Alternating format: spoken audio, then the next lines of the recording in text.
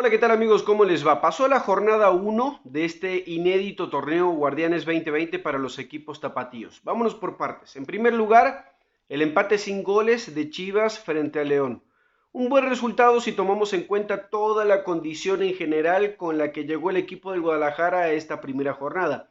Hombres que no pudieron estar en cancha, que no pudieron ser considerados por esto del COVID-19. Lo mismo que su entrenador, Luis Fernando Tena. El resultado pudiera ser malo en otras condiciones, pero bajo este contexto que les mencionaba, bajo la calidad del rival y las circunstancias en general, las ausencias y demás, me parece que no es del todo malo para el Guadalajara. Sí tendrán cosas por corregir, sí tendrán mucho por trabajar pensando en lo que será la jornada 2, donde tendrán que visitar a Santos, otro rival de cuidado para el Chiverío.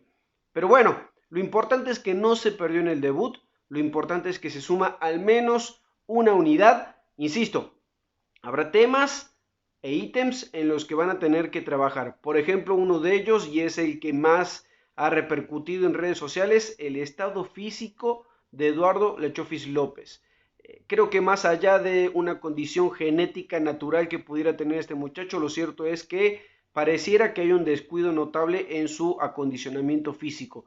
Y si es por un problema que ya se ha hecho crónico, que lo atiendan de manera mucho más evidente para que no se haga tan frecuente la crítica hacia él, que lo está acabando, que además cuando tiene participación con el equipo no está funcionando, quedó evidenciado este sábado por la tarde noche en el estadio de Guadalajara, donde entró y francamente pasó desapercibido en cuanto a lo estrictamente futbolístico. No pasó desapercibido la imagen de su contextura física. Y eso es lamentable y eso es preocupante para un muchacho del que todos sabemos que tiene una cualidad sobresaliente por sobre la gran mayoría de los futbolistas en este país, pero que no lo ha podido ratificar en la cancha y mucho menos lo ha podido hacer con regularidad. Si no estuviéramos hablando hoy de otra calidad de futbolista y desgraciadamente para él, desafortunadamente para Chivas, esto no ha sido así.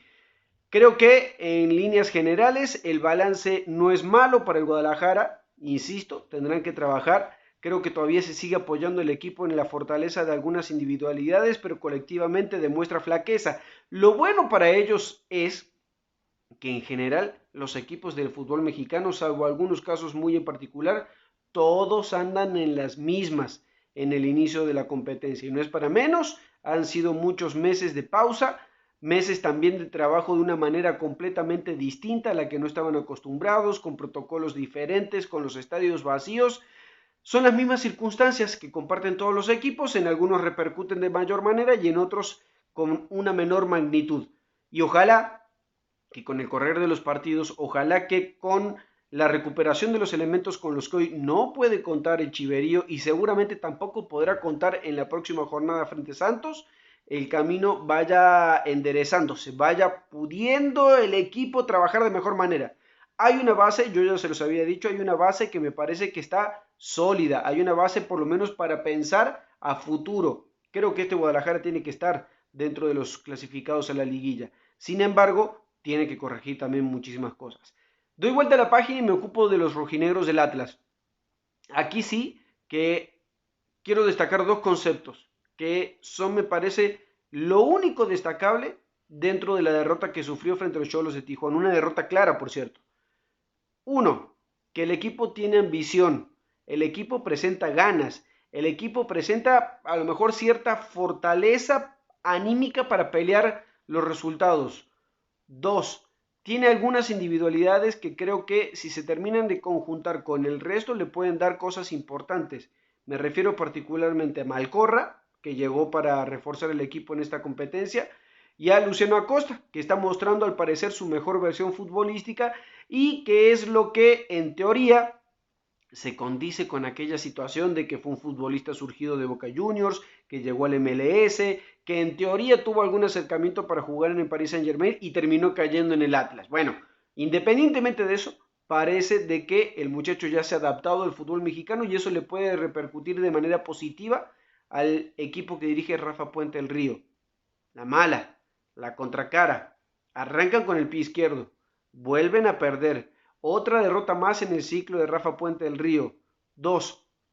colectivamente parece de que hay una idea, por lo menos un esbozo de idea de cuánto quieren jugar futbolísticamente, pero en realidad no la terminan de capitalizar. Por momentos se desordena muchísimo el equipo.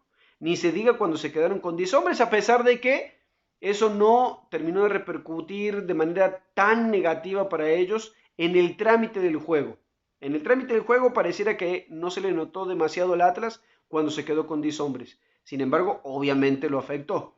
Lo que es un hecho es que todavía no está solidificado este equipo que conduce Rafa Puente. El mismo apunte, el mismo ítem que seguramente me van a escuchar decir de varios equipos en este arranque del torneo Guardianes 2020 aplica también para ellos pese a la derrota. Pese a la derrota, que es, pues apenas están sumando los primeros minutos de fútbol oficial después de una pausa larga. Pero no hay que perder de vista que en el torneo o en la Copa por México, que sirvió como antesala de la competencia oficial, el Atlas no mostró mucho y sus resultados francamente fueron pobres, a pesar de que ya se había advertido y de hecho la directiva, el cuerpo técnico y los propios jugadores dijeron que tomaron ese certamen solamente con la calidad que se le otorgaba, que era un compromiso amistoso de preparación con vistas a la competencia oficial. Bueno, la competencia oficial ya llegó y el Atlas sumó su primera derrota en la competencia. Cabe destacar que para ellos, al igual que otros equipos, el torneo va a tener un toque de cierta rareza. Es inusual este torneo Guardianes 2020. Recuerden que contra los equipos que no alcanzó a jugar en el torneo anterior, en el inconcluso torneo clausura, el Atlas va a pelear no 3, va a pelear 6 puntos por la situación de la batalla porcentual. Recuerden también que el que quede al último en esta batalla o en esta campaña va a tener que pagar 120 millones de pesos. El penúltimo va a tener que pagar 70 y el antepenúltimo 50. No obstante ello, el discurso de la directiva, del cuerpo técnico, de los jugadores es: no se van a focalizar, no se van a centrar en ese tema, sino más bien en tratar de clasificar a la liguilla. En una primera instancia, me parece que con demasiada ambición o con demasiada ilusión, hablaban de quedar entre los 4 primeros. Si ya cayeron en cuenta de la realidad futbolística del Atlas, creo que no podemos hablar de esos 4 primeros lugares. Claro, todo puede pasar, hay que darles el beneficio de la duda, pero analizando el panorama, analizando la calidad de sus rivales, de algunos en específico que tienen definitivamente mejor plantel que los rojinegros del Atlas, es difícil pensar que pueda ocupar un lugar entre los 4 lugares que van a clasificar directos a la liguilla. Sí es posible pelear por un lugar dentro de los 8, pelear dentro de un lugar dentro de los 12 que van a meterse a por lo menos el repechaje para tratar de alcanzar ya la batalla por el título. Allí sí me parece que debe haber un compromiso importante. Insisto, el Atlas mostró destellos, más bien individuales que colectivos. Por momentos pareció que hubo una buena conjunción de equipo, por momentos. Sin embargo, en otros puntos sigue siendo endeble. La defensa del Atlas sigue siendo su punto más débil, definitivamente. Sigue, a excepción de Camilo Vargas, el portero. Después de allí más, sigue siendo débil. Martín Nervo no se termina de afianzar en el líder que necesita el equipo en la zona baja. Necesitan la recuperación de Anderson Santamaría, necesitan ya con minutos de fútbol, este tipo que creo que le puede aportar muchas soluciones que hoy no tienen. Súmenle que no estuvo Germán Conti, que no estuvo este muchacho. Súmenle que no estuvo Lolo Reyes, quien es el bastión en el mediocampo de los rojinegros. No estuvo en este partido, ni siquiera estuvo en la banca ninguno de estos dos futbolistas. Y creo que el Atlas lo resiente. No tiene un plantel tan vasto, tiene elementos de la cantera para recurrir. Ayer vimos el caso de Brayton Vázquez, que más allá de la expulsión, me parece que tan mal no lo estaba haciendo, pero no es una garantía el muchacho. Le falta todavía futbolísticamente. Hay otros elementos que definitivamente no están, que no alcanzan un buen nivel. Uno es Ignacio Geraldino.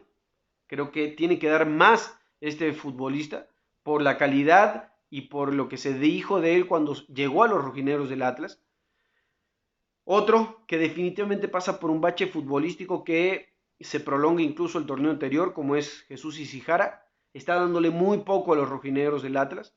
No está siendo rentable, no estaba siendo una solución futbolística para los conducidos por Rafa Puente. Y Rafa Puente, desafortunadamente, todo lo elocuente que es a la hora de hablar, a la hora de analizar, ¿por qué no también de justificar las acciones de su equipo? Toda la elocuencia que tiene en esos momentos ante un micrófono en una rueda de prensa, una cuestión discursiva muy atractiva, pero poco reflejada en la realidad.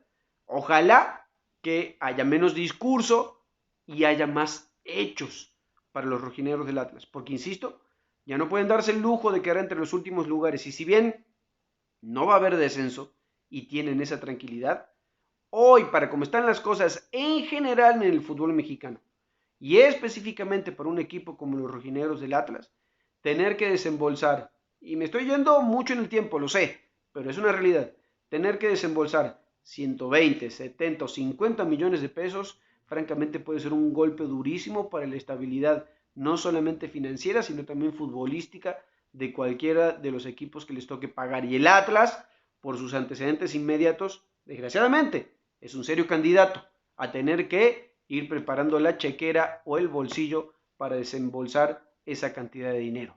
¿Tiene oportunidad de mejorar? Sí. ¿Apenas va empezando? Sí, hay que darles el beneficio de la duda. Aplica para los que ganen, empaten o pierdan en esta primera jornada, porque todos están duros, todos están tiesos, todos están verdes todavía para la competencia. De hecho, hasta aquí no ha sido buena la primera jornada. Pero bueno, habrá que esperar con ellos, pero sí debe haber llamados de atención, sí debe haber un trabajo mucho más fuerte en algunos ámbitos, en algunos parámetros, específicamente con los rojinegros del Atlas, que en la próxima jornada tienen que enfrentarse a Pumas. Así las cosas con esta primera jornada, por lo menos para los tapatíos en este torneo Guardianes 2020. Les mando un fuerte abrazo, me siguen en mis redes sociales. Recuerden siempre que los deportes son un juego. Adiós.